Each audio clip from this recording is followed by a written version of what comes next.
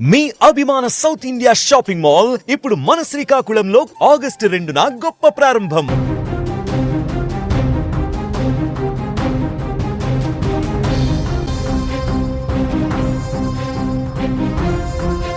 ధర్మస్థల 100 శవాల కథలో 4వ రోజు కూడా 30 ఎముకల్ని స్వాధీనం చేసుకోగలిగింది సిట్. 7వ స్పాట్లో దాదాపు 30 ఎముకలు దొరికాయని చెప్తున్నారు. ఆ 30 ఎముకలని బెంగళూరులోని FSLకి ఇప్పటికే పంపించినట్టుగా సమాచారం ఉంది మా దగ్గర. అయితే 8వ స్పాట్లో భారీ ఎత్తున అస్థిపంజరాలు దొరుకుతాయని కొంత చర్చ జరిగినప్పటికీ 8వ స్పాట్లో ఎటువంటి ఆధారాలు లభించలేదు. కొన్ని శాంపిల్స్ని కానీ కొంత మట్టి శాంపిల్స్ని అక్కడి నుంచి సేకరించినట్టుగా తెలుస్తోంది. సిట్ అధికారులు ఆ మట్టి శాంపిల్స్ని పరిశీలించి ఒకవేళ మట్టిలో కరిగిపోయినా లేకపోతే మొత్తం మెల్ట్ అయిపోయిన అస్థిపంజరాలు ఏమైనా ఉన్నాయన్న కోణంతో సైంటిఫిక్ ఎవిడెన్స్ సాధించే అవకాశం ఉన్నట్టుగా తెలుస్తుంది. అయితే కథంతా ఇవాల్టి వరకు ఈ 4 రోజులు కేవలం నేత్రావతి నది ఒడ్డున నది చుట్టూ మాత్రమే తిరిగింది. నేత్రావతి నది దగ్గరే ఇప్పటిదాకా ఈ స్పాట్లో ఇవన్నీ జరిగాయి. అయితే మొత్తం నేత్రావతి నది చుట్టూ అంటే స్నానాల ఘట్టానికి అటువైపు ఈ తవ్వకాలు జరిగాయి. 1 నుంచి 5 స్పాట్లు స్నానాల ఘట్టానికి అటువైపు తవ్వకాలు జరిగాయి. ఆ తవ్వకాల్లో 6-7 స్పాట్లలో 2 అస్థిపంజరాలు, ఒక 30 ఎముకలు దొరికాయి. వాటిని ఇప్పటికే పరిశీలన కోసం FSLకి పంపించారు. దొరికిన అస్థిపంజరాలు మహిళలవని తేలాయి. ఇది ఇప్పటి వరకున్న కూలంకషంగా ఉన్న అప్డేట్. సుమన్ టీవీ ఈ విషయంలో ధర్మస్థలి 100 శవాలకు సంబంధించిన విషయాల్లో గ్రౌండ్ రిపోర్ట్ అందిస్తుంది. మా ప్రత్యేక ప్రతినిధి విజయ్ ధర్మస్థలకి వెళ్ళి అక్కడున్న వాస్తవాల్ని ప్రేక్షకులకు అందించే ప్రయత్నం చేస్తారు. ప్రతి వాస్తవాన్ని కళ్ళకు కట్టినట్టుగా చూపించే ప్రయత్నం చేస్తున్నారు. 8వ స్పాట్లో ఎటువంటి ఆధారాలు దొరకకపోయినప్పటికీ అక్కడ కొన్ని మట్టి శాంపిల్ని సేకరించినట్టుగా మాకు సమాచారం ఉంది. సిట్ అధికారులు కూడా వాటిని ఇంకా ధృవీకరించాల్సిన అవసరం ఉంది. ధర్మస్థల పోలీస్ స్టేషన్ కేంద్రంగా ఈ ఇన్వెస్టిగేషన్ అంతా కొనసాగుతుంది.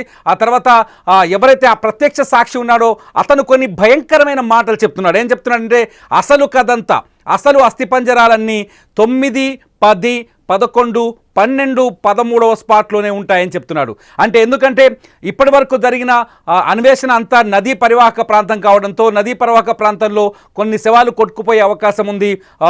రకరకాల కారణాలు చెప్తున్నాడు. అసలు ఏం జరుగుతుంది అక్కడ ధర్మస్థలంలో, ఏం జరుగుతుంది, ఎందుకు 9, 10, 11 మీద ఉత్కంఠ పెరుగుతుంది, ఆ టెన్షన్ ఎందుకు పెరుగుతుంది, ఆ వ్యక్తి ఎవరైతే సాక్షి ఉన్నాడో నేనే శవాల్ని పాతిపెట్టాను అని చెప్తున్న వ్యక్తి మాటలు ఎందుకు భయాన్ని సృష్టిస్తున్నాయి. ఈ అంశాలన్నింటినీ మనతో చర్చించడానికి ధర్మస్థలి నుంచి మా ప్రత్యేక ప్రతినిధి విజయ్ లైవ్లో అందుబాటులో ఉన్నారు. Vijay, good evening. మార్నింగ్ నుంచి అస్థిపంజరాల వేటలో మీరు కూడా నిమగ్నమైనట్టుగా స్పష్టంగా కనిపిస్తోంది. అంటే ఎన్ని స్పాట్లు పొద్దు నుంచి తవ్వారు, ఏ స్పాట్లో ఏం దొరికాయి? తిరుమల ఉదయం నుంచి కూడా అందరూ ఎంతో ఆసక్తి. ఇదే సమయంలో సరిగ్గా నిన్న 6వ నంబరు స్పాట్ నుంచి అక్కడ తవ్వకాల్లో 2 మృతదేహాలకు సంబంధించినటువంటి అస్థిపంజరాలు బయటపడ్డాయి. సో ఇక 7వ నంబర్ నుంచి కూడా ప్రతి స్పాట్ లో కూడా మృతదేహానికి సంబంధించినటువంటి అస్థిపంజరాలు ఇక 10ల సంఖ్యలో బయటపడతాయి అనేటువంటి ఒక నమ్మకాన్ని తవ్వుతున్నటువంటి వ్యక్తులు కావచ్చు, లేదంటే ఎవరైతే కంప్లైంట్ చేసినటువంటి వ్యక్తి ఉన్నాడో పారిశుద్ధ కార్మికుడు, అతన్ని సపోర్ట్ చేస్తున్నటువంటి వారందరూ కూడా ఇదే భావించారు. సో ఈ ఉదయం నుంచి కూడా ఎంతో ఒక టెన్షన్ వాతావరణంలో అటు సిట్ అధికారులు కావచ్చు, అలాగే తువ్వేటువంటి కూలీలు కావచ్చు, ఇతర శాఖలకు సంబంధించినటువంటి ఫోరెన్సిక్ అధికారులు కావచ్చు, ఎంతో ఆసక్తిగా చాలా టెన్షన్ వాతావరణంలో తవ్వకాల్ని ప్రారంభించారు. అయితే అక్కడ కొన్ని ఎముకలు అయితే లభించాయి. కేవలం ఒక 20 నుంచి 30 ఎముకలకు సంబంధించినటువంటి అవశేషాలు లభించాయి. వాటినన్నింటినీ కూడా సిట్ అధికారులు సేకరించారు. అయితే ఈ ఎముకలు తవ్వినటువంటి మృతదేహాలు, అలాగే అస్థిపంజరాలకు సంబంధించినటువంటి ఎముకల, లేదంటే వేరే అస్థిపంజరాలకు సంబంధించినటువంటి ఆ ఎముకల అనేటువంటి విషయం కోసం వాటిని సేకరించి నేరుగా బెంగళూరు FSLకి తరలించారు. ఇక మొత్తం 7వ సంబంధించినటువంటి స్పాట్ లో తవ్వితే అక్కడ పూర్తి స్థాయిలో అస్థిపంజరాలు దొరుకుతాయని భావించినప్పటికీ ఎముకలు మాత్రమే అక్కడ దొరికినట్టుగా మనకు సమాచారం అందుతుంది. ఇక 8వ స్పాట్ అయితే ఇది రివర్ కి ఒడ్డున ఉంటుంది. అట్ ది సేమ్ టైం ఇది బ్రిడ్జ్ కి ఆనుకొని ఉంటుంది. బ్రిడ్జ్ మీద నుంచి చూస్తే ఆ స్పాట్ చాలా స్పష్టంగా కనిపిస్తుంది. స్పాట్ లో తవ్వకాలు జరిపారు. సో జీబీ ద్వారా తవ్వకాలు జరిపారు.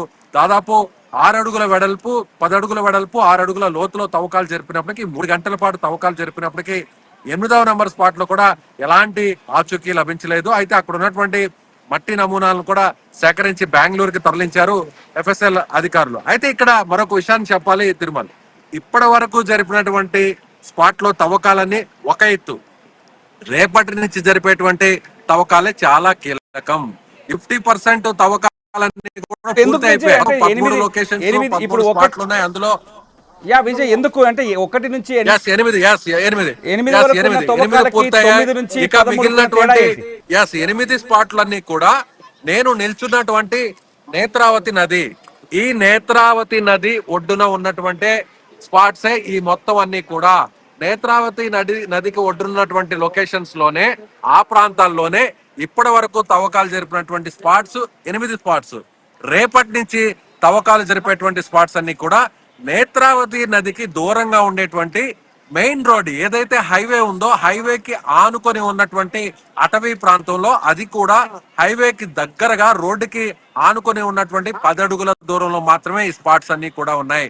ఒక స్పాట్ కి దూరం కేవలం 10 నుంచి 12 అడుగుల దూరం మాత్రమే. అంటే కేవలం ఒక 100 అడుగుల దూరంలోనే దాదాపుగా 4 స్పాట్లు ఉన్నాయి. సో రేపు తవ్వేటువంటి స్పాట్స్ లో చాలా కీలకం. ఎందుకు చెప్తున్నారంటే, సో ఎవరైతే కంప్లైంట్ చేసినటువంటి వ్యక్తి ఉన్నాడో ఆ వ్యక్తి చెప్తున్న మాట కూడా ఇదే. నేత్రావతి నది ఒడ్డున దాదాపుగా 20 సంవత్సరాల కిందట నేను ఈ సవాలన్నింటినీ కూడా పూడ్చాను. సో ఇవన్నీ కూడా నేత్రావతి నదిలో ఒక్కసారిగా భారీ వర్షాలు వస్తే పైనుంచి వరద ఉధృతి ఒక్కసారిగా పెరుగుతోంది. దాంతో 10 నుంచి 12 అడుగుల ఎత్తు వరకు కూడా సో ఒక్కసారిగా వరద పోటెత్తుతుంది.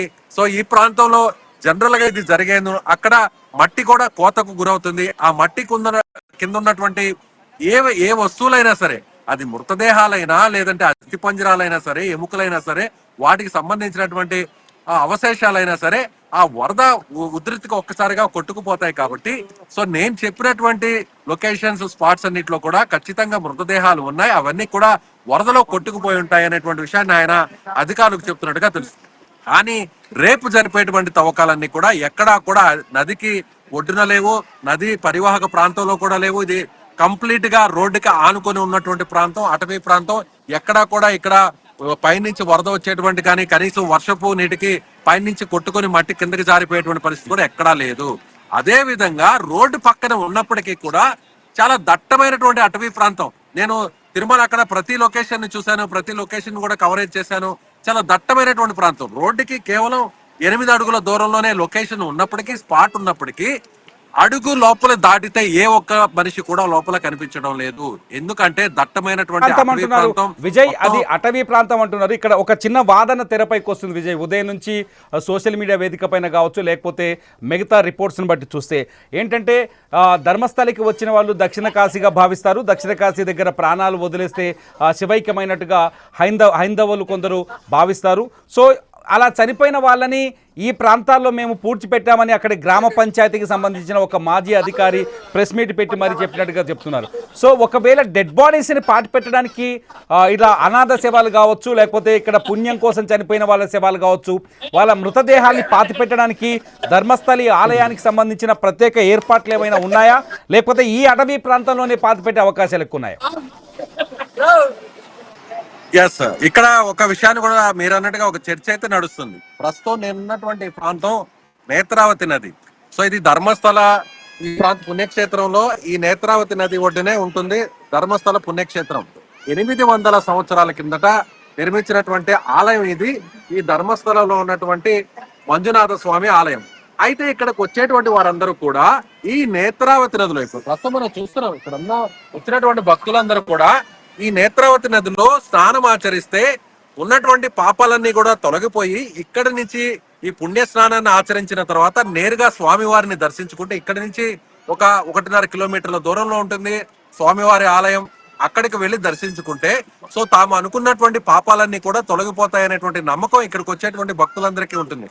ఎట్ ద సేమ్ టైం ఈ నదిలో స్నానం ఆచరించడమే కాకుండా, ఆ శివయ్యని మంజునాథుడిని దర్శించడమే కాకుండా, ఇక్కడే గాని తుది శ్వాస విడిస్తే ఖచ్చితంగా మోక్షం కలుగుతుంది, శివైక్యం చెందుతారు, స్వర్గ ప్రాప్తి కూడా చెందుతుంది అనేటువంటి ఆ విశ్వాసం ఇక్కడికి వచ్చేటువంటి భక్తుల్లో ప్రగాఢంగా ఉందని చెప్పాలి. ముఖ్యంగా కన్నడిగుల్లో, కర్ణాటకలో, ముఖ్యంగా ఈ ప్రాంతానికి చుట్టుపక్కల ఉన్నటువంటి అన్ని జిల్లాల్లో కూడా ఈ నమ్మకం చాలా బలంగా ఉంది.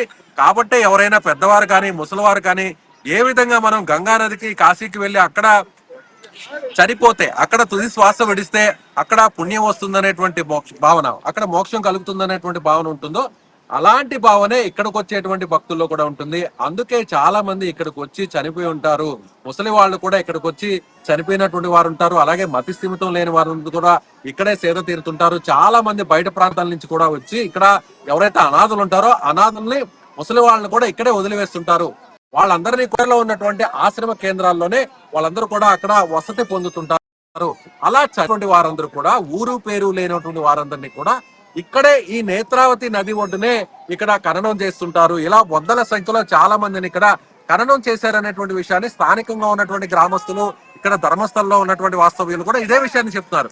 ఇప్పుడు పారిశుద్ధ్య కార్మికుడు ఏదైతే చెప్తున్నాడో ఇప్పటి వరకు చూపించినటువంటి లొకేషన్స్, స్పాట్స్ అన్ని కూడా అలా అనాథలుగా లేదంటే ఊరు పేరు లేకుండా చనిపోయినటువంటి అజ్ఞాత వ్యక్తులకు సంబంధించినటువంటి మృతదేహాలు ఇక్కడ ఖననం చేశారు. ఆ విషయాన్ని అతను చెప్తున్నాడు. అంతే తప్ప అత్యాచారాలు గాని, హత్యలు గాని, ఎక్కడా కూడా మానభంగాలు లాంటివి ఇలాంటి ఘోరాలు అయితే జరగలేదు.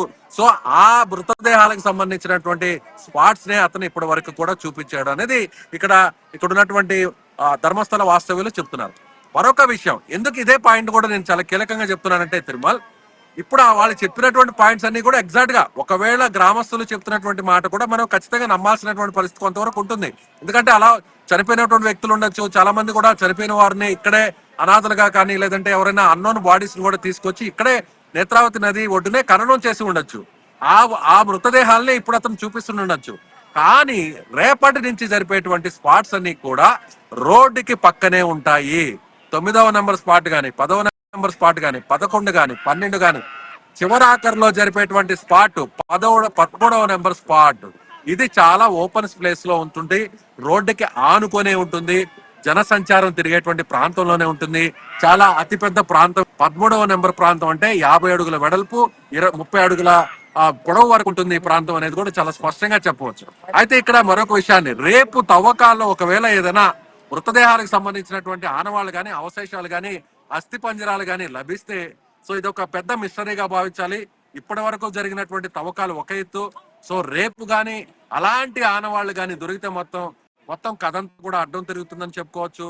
చాలా దీని వెనక్కున్నటువంటి ఏం చెప్తున్నాడు విజయ్ ఇప్పుడు ఆ సాక్షి ఈ విచారణలో కానీ, తవ్వకాల్లో కానీ, లేకపోతే ఈ స్పాట్లు చూపించిన చోట కానీ ఆ వ్యక్తి సాక్షి వస్తున్నాడు. అతని మొహానికి ప్రత్యేకమైన మాస్క్ ఒకటి అమర్చారు. అతను ఏం మాట్లాడుతున్నాడు, అతని మాటలు ఏమన్నా బయటకు సమాచారం అందుతున్నాయా ఈ 9, 10, 11, 12, 13 స్పాట్ల గురించి? అతను మాత్రం అనధికారికంగా వస్తున్నటువంటి సమాచారం మాత్రం, నేను చూపించినటువంటి స్పాట్స్ లో మృతదేహాలు ఎందుకు లేవంటే, అస్థిపంజరాలు ఎందుకు లేవంటే, ఇది నది ఒడ్డున ఉంటుంది, వరద ఉధృతి ఎక్కువగా ఉంటుంది కాబట్టి ప్రతి సంవత్సరం నేను 20 ఏళ్ల కిందట పాతి పెట్టినటువంటి మృతదేహాలు అవన్నీ కూడా వరద పోటీకి ఒక్కసారిగా నదిలో పోయి ఉండవచ్చు. సో ఇప్పుడున్నటువంటి 2 మృతదేహాలు కూడా మిగిలినటువంటి మృతదేహాలు అవి నది ఒడ్డుకి దూరంగా ఉన్నటువంటి స్పాట్ కాబట్టి ఆ మాత్రమైనా అవి దొరికాయి అనేటువంటి విషయాన్ని ఆయన చెప్తున్నాడు. కానీ గ్రామస్తులు ఏమంటున్నారంటే అవి ఖచ్చితంగా అనాథలు లేదంటే ఇక్కడికి వచ్చి చనిపోయినటువంటి వారు వీరికి సంబంధించి, అంటే అతను ఇంకొక విషయాన్ని కూడా చెప్తున్నాడు. అతను చెప్పినటువంటి విషయాలన్నీ కూడా మహిళల మృతదేహాలు అన్ని కూడా 40 సంవత్సరాలు, 30 సంవత్సరాలు, ముఖ్యంగా 25 సంవత్సరాల లోపల ఉన్నటువంటి యువతలో మహిళలకు సంబంధించినటువంటి మృతదేహాలే ఉన్నాయంటున్నారు. ఇప్పుడు FSL కి పంపించినటువంటి నిన్న అవశేషాలు గాని, నిన్న పంపించినటువంటి అస్థిపంజరాలు గాని, ఇవాళ సేకరించినటువంటి ఎముకలు గాని, ఇవన్నీ కూడా FSL రిపోర్ట్ లో ఏమొస్తుందో చూడాల్సినటువంటి పరిస్థితి. ఎందుకంటే ఇవన్నీ కూడా 30 సంవత్సరాల లోపు ఉన్నటువంటి, అందులోనూ ముఖ్యంగా మహిళల సంబంధించినటువంటి మృతదేహాలకు సంబంధించినటువంటి ఆనవాళ్లు అయితే మాత్రం ఖచ్చితంగా దీని వెనక మొత్తం వ్యవహారాన్ని బయటకు లాగాల్సినటువంటి అవసరం ఉంటుంది.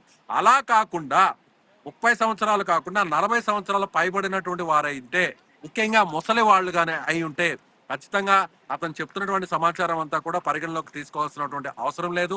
అలాగే ఇక్కడ గ్రామస్తులు చెప్తున్నట్టుగా, అలాగే ఇక్కడ చెప్తున్నట్టుగా ఖచ్చితంగా ఇది ఎవరైతే ఇక్కడికి వచ్చి చనిపోయినటువంటి వారు ఉన్నారో వాళ్ళకి సంబంధించినటువంటి మృతదేహాలుగా భావించాలి. రేపు జరిపేటువంటి తవ్వకాల్లో బయటపడితే రేపు మధ్యాహ్నానికి మాక్సిమం ఒక అండర్స్టాండింగ్ వచ్చేయచ్చు.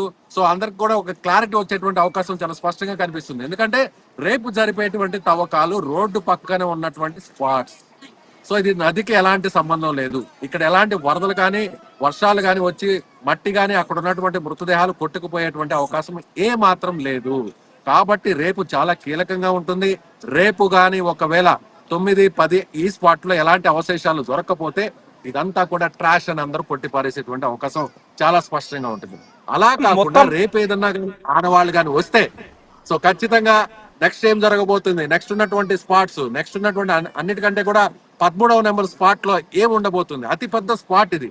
సో ఇక్కడ 10ల సంఖ్యలో ఉంటాయి అనేది కూడా. విజయ్, మొదటి నుంచి మీ వ్యాఖ్యలో ఒకటి 13వ నెంబర్ స్పాట్ గురించి ప్రత్యేకంగా చెప్తున్నారు. మిగతా 9 నుంచి 12వ స్పాట్ కి 13వ స్పాట్ కున్న తేడా ఏంటి? ఎందుకు 13వ స్పాట్ కూడా హైలైట్ అవుతుంది 9వ స్పాట్ మాదిరిగా? ఇక్కడ 1 నుంచి 8వ నెంబర్ స్పాట్ వరకు ఉన్నటువంటి లొకేషన్స్ వేరు. సో నేను నిల్చున్నటువంటి నేత్రావతి నది ఒడ్డుకుని ఆనుకొని ఉన్నటువంటి అటవీ ప్రాంతంలో ముఖ్యంగా ఇప్పుడు నది ఇక్కడ ఉంది కదా, మీరు చూస్తున్నారు కదా తిరుమల నది. ఇది ప్రస్తుతం నేను ఉన్నటువంటి స్పాట్. ఇది ఘాట్, ఇది స్నానం ఆచరించేటువంటి భక్తులు ఇక్కడికి వచ్చి స్నానం ఆచరించేటువంటి ఘాట్ ఇది. ఈ ఘాట్ లో నేను నిల్చున్నటువంటి ప్రాంతానికి నది ప్రవాహం కేవలం 10 అడుగుల దూరంలో మాత్రమే ఉంది. ఇక్కడ ఉన్నటువంటి లొకేషన్స్ అన్ని కూడా ఇప్పటి వరకు 8వ స్పాట్ వరకు చూపించినటువంటి స్పాట్స్ అన్ని కూడా నది ఒడ్డుక, అంటే ఇక్కడ నుంచి సరిగ్గా ఒక 300 మీటర్ల దూరంలో. నెంబర్ 1 స్పాట్ ఇక్కడ నుంచి స్నానాల ఘాటుకి కేవలం ఒక 50 మీటర్ల దూరంలో మాత్రమే ఉంది. సో ఇవన్నీ కూడా నది ప్రవాహానికి ఒక 10 నుంచి 20 అడుగుల దూరంలో మాత్రమే ఉన్నాయి. అలా కాకుండా రేపటి నుంచి జరిపేటువంటి తవ్వకాలు జరిపేటువంటి 9వ నెంబర్ స్పాట్ లో, సో రేపటి నుంచి జరిపే స్పాట్ అయితే మాత్రం ఇది నదిలో కాకుండా రోడ్డుకి పక్కన ఉన్నటువంటి స్పాట్ కి అయితే చెప్పవచ్చు. సో రేపు నది ఒడ్డు కాదు, రోడ్డు పక్కన ఉన్నటువంటి స్పాట్స్. 13వ నెంబర్ అయితే మాత్రం మెయిన్ రోడ్ కాకుండా మెయిన్ రోడ్ నుంచి డైవర్షన్ తీసుకొని వేరే ప్రాంతానికి వెళ్ళేటువంటి ఒక నార్మల్ ప్లేస్ అది. చుట్టుపక్కలంతా కూడా ఇల్లులు ఉన్నాయి. ఎదురుగా ఏదైతే వేడి నీళ్ళకి సంబంధించినటువంటి వేడి నీళ్ళని ఇచ్చేటువంటి ఒక పెద్ద కేంద్రం ఉంటుంది. ఆ పక్కనే కొన్ని గృహాలు ఉన్నాయి, నివాస గృహాలు ఉన్నాయి. అలాగే ఇటువైపు చూసినట్లయితే నేత్రావతి నది ఒడ్డున స్నానం ఆచరించడానికి వచ్చేటువంటి కార్ పార్కింగ్ ప్లేసెస్ కూడా ఉన్నాయి. సో రేపు 13వ నెంబర్ స్పాట్ అనేది చాలా కీలకంగా మారేటువంటి అవకాశం ఉంది Tirumala. Yes, thank you Vijay. మీ ఇన్వెస్టిగేషన్ అంటే రేపు కూడా చూద్దాం. రేపు ఉదయం 11 గంటలకి 9వ స్పాట్ దగ్గర నుంచి మళ్ళీ తవ్వకాలు ప్రారంభమయ్యే అవకాశం కనిపిస్తుంది. 8వ స్పాట్ వరకు ఉదయం ఇవాల్టి వరకు జరిగిన తవ్వకాల్లో ఒక 2 అస్థి పంజరాలు, ఒక 30 ఎముకలు దొరికాయి. రేపు 9వ స్పాట్లో దొరికే అవశేషాలు, ఒకవేళ అవశేషాలు దొరుకుతాయా దొరకవా అన్నది కీలకంగా మారింది. 9వ స్పాట్లో ఏదైనా అవశేషం దొరికితే ఈ కేసులో ఊహించని మలుపు తిరిగే అవకాశం కనిపిస్తుంది. లేకపోతే 9వ స్పాట్లో అవశేషాలు, ఏ మానవ దేహానికి సంబంధించిన అవశేషాలు దొరక్కపోయినా, ఒకవేళ అవశేషాలు లేవని తేలినా ఈ కేసు పైన మళ్ళీ పునరాలోచన పడే అవకాశం ఉంది. సిట్ పునరాలోచించే అవకాశం కనిపిస్తుంది. చూద్దాం 9 నుంచి 13 వరకు ఏం జరగబోతుంది. సుమన్ టీవీ గ్రౌండ్ రిపోర్ట్ని ఎప్పటికప్పుడు అందించడానికి సిద్ధంగా ఉంది. సుమన్ టీవీ ధర్మస్థలి నుంచి ఈ 13 స్పాట్లు తవ్వే వరకు మీకు లైవ్ అప్డేట్స్ అందిస్తూనే ఉంటుంది. చూస్తూనే ఉండండి సుమన్ టీవీ ధర్మస్థలికి సంబంధించిన రెగ్యులర్ అప్డేట్స్ కోసం.